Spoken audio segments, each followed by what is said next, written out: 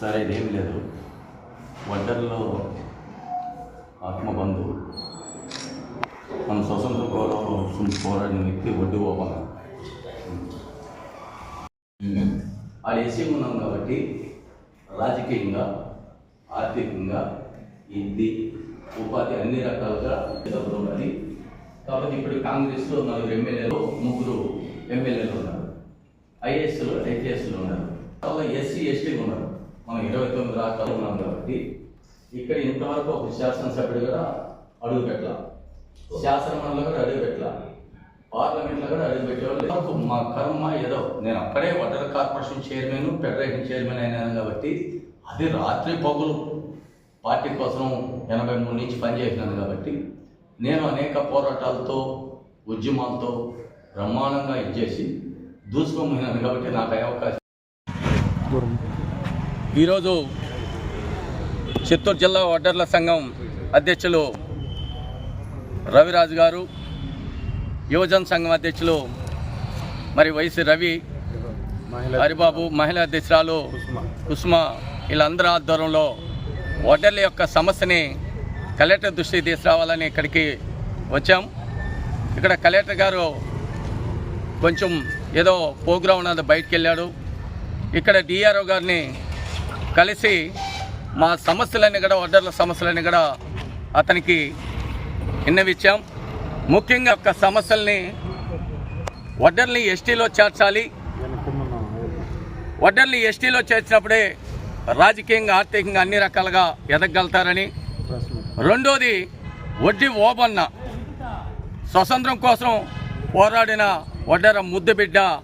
రేపు జనవరి 11వ తారీఖు ప్రభుత్వమే ఆయన జయంతిని జరపాలని, అదేవిధంగా చిత్తూరు నడిబొడ్లో వడ్డీ ఓబన్న విగ్రహం ప్రతిష్ట కోసం స్థలం కేటాయించాలా, అదేవిధంగా వడ్డర భవనానికి 1 ఎకరా స్థలం కేటాయించాలని కూడా మరి ఆయనకి తెలియజేశాం. అంతేకాకుండా ఈరోజు వడ్డర్లో ఒక శ్రమజీవులు, కష్టజీవులు, కొండ క్వారీలు అంటేనే వడ్డర్లకు సంబంధించిన మరి పేరు ప్రగతి ఉన్నాయి. వడ్డర్లు అంటే కొండలు, రాళ్ళు కొట్టడం. అటువంటి కొండల్ని, క్వారీల్ని ఈరోజు దినామీ పేరు మీద లీజులేసి మా యొక్క మరి దినామీ పేరు మీద దోసుకుంటున్నారు బడా నాయకులు.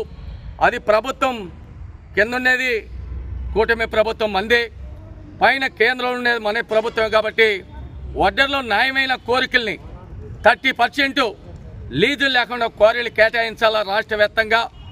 అదేవిధంగా ఈఎండి లేకుండా 25% కాంట్రాక్ట్ అన్ని పనులలో అక్కడ ఇరిగేషన్ కావచ్చు, ఆర్ఎంబి కావచ్చు, మున్సిపాలిటీ కానీ అన్ని శాఖలలో వర్కర్లు కేటాయించాలని. అదేవిధంగా మరి ఈరోజు పనిచేస్తా ఎంతోమంది దారుణంగా బలైపోతున్నారు కాబట్టి ఎవరైనా ప్రమాదంతో కాలు చేయి ఇరిగినా, ప్రమాదంతో ఎవరైనా మృతి చెందినా ఆ కుటుంబానికి 25 లక్షలు మరి బీమా ఇవ్వాలని, ఎక్స్రే ఇవ్వాలని కూడా కోరాం. అన్ని తప్పకుండా న్యాయం చేస్తానన్నారు. ఈరోజు వడ్డల్ని ఎస్టీలో చేర్చాలి ఎందుకు అడుగుతున్నామంటే, పక్క రాష్ట్రంలోనే మనకు ఒక 5-6 కిలోమీటర్లు పోతే కర్ణాటక వస్తుంది. కాంగ్రెస్లో 4 ఎమ్మెల్యేలు ఉన్నారు, 1 మంత్రి ఉన్నాడు. బీజేపీలో 3 ఎమ్మెల్యేలు ఉన్నారు. ఆంధ్రప్రదేశ్లో 175 నియోజకవర్గాలలో కూడా ఒక్క వడ్డర బిడ్డ ఎవరు అసెంబ్లీలో అడుగుపెట్టేవాళ్ళు లేరు. అదేవిధంగా శాసనమండలిలో కూడా ఎవరూ లేరు, పార్లమెంట్లో కూడా ఎవరూ లేరు, రాజ్యసభలో కూడా ఎవరు లేరు. జనాభా కలిగి ఉన్నారు కాబట్టి రాజకీయంగా కూడా మాకు అవకాశం ఇచ్చి రాబోయే ఈ రోజుల్లో కూడా 3వ లిస్టులో కూడా నామినేటెడ్ పదవులలో కూడా వడ్డర్లకి మంచి పదవుల్ని కేటాయించాలని గౌరవనీయులు కూటమి ప్రభుత్వాన్ని కూడా కోరుతున్నాం. ఎందుకంటే ఎంతో శ్రమతో తెలుగుదేశం పార్టీ కూటమి ప్రభుత్వం అధికారం రావాలని కూడా అందరూ కూడా 85% తెలుగుదేశం మేము అందరూ కూడా ఓట్లు వేసినాం కాబట్టి మేము రిక్వెస్ట్ చేస్తున్నాం. ఇవన్నీ కూడా వడ్డర్లకి మరి మీ ద్వారా కూడా, మీడియా ద్వారా కూడా తెలియజేస్తున్నాం. తప్పకుండా మాకు న్యాయం జరుగుతుందని కూడా ఆశిస్తున్నామని కూడా తెలియజేస్తున్నాం. బడ్జెట్లో బీసీలకి పెద్దపీట వేసిన ఘనత కూటమి ప్రభుత్వం ఉంది.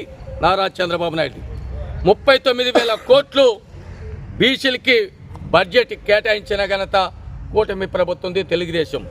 అంతేకాకుండా మొన్న 2-3 రోజులైంది 8,870 కోట్లు కుల వృత్తిలో ఎవరైతే పనిచేస్తారో, కార్మికులుగా ఎవరైతే పనిచేస్తారో వాళ్ళకందరికీ కూడా యంత్రాలు కొనుక్కోవడానికి మరి ఒక శుభవార్త, బీసీలకి కార్మికులకి మంచి శుభవార్త. ఇవన్నీ కూడా ప్రభుత్వం రేపు 2-3 రోజుల్లో కూడా ఆన్లైన్ని విడుదల చేస్తుందని కూడా మీ మీడియా ద్వారా తెలియజేస్తూ, దీనికి ముఖ్యంగా వడ్డర్లకి ఎక్కువ అవకాశం ఉంటుంది. బోర్ బండ్లు కానీ, కంప్రెషన్లు కానీ, ట్రాక్టర్ కానీ, జేసీబీ కానీ, టిప్పర్ కానీ ఇటువంటి కూడా మరి యంత్రాలు వడ్డర కులానికి ఎక్కువ మరి అవకాశం ఉన్నది. కాబట్టి మీరందరూ కూడా సద్వినియోగం చేసుకొని ఈ యొక్క చరిత్రని మరి కూటమి ప్రభుత్వం తిరగరాసిందని కూడా మీ మీడియా ద్వారా తెలియదు. మా యొక్క వడ్డెర కులానికి సంబంధించిన వారు దాదాపు 50,000 కుటుంబాలు, అంటే 2,20,000 పైచిలకు ఓటర్లు కలిగి ఉన్నారు. మా యొక్క సమస్యలు ఎక్కడ వేసిన గొంగలు అక్కడే అన్నట్లుగా ఉంది.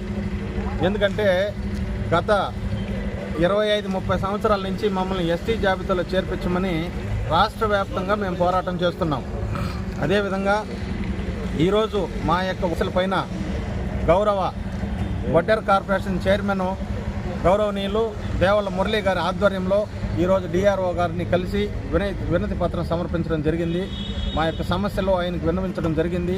మాకు ఈ 2,20,000 ఓటర్ల పైచిలకు ఉన్నటువంటి వారు ప్రతిరోజు జిల్లా హెడ్ క్వార్టర్, చిత్తూరు జిల్లా హెడ్ క్వార్టర్ ఏదో ఒక పని పైన, ఆర్డీఓ ఆఫీస్ కావచ్చు, లేదా కలెక్టర్ ఆఫీస్ కావచ్చు, లేదంటే ఎస్పీ ఆఫీస్ కావచ్చు, ఏదో ఒక పని పైన రోజు దాదాపు 4,000 నుంచి 5,000 మంది వస్తూ పోతుంటారు.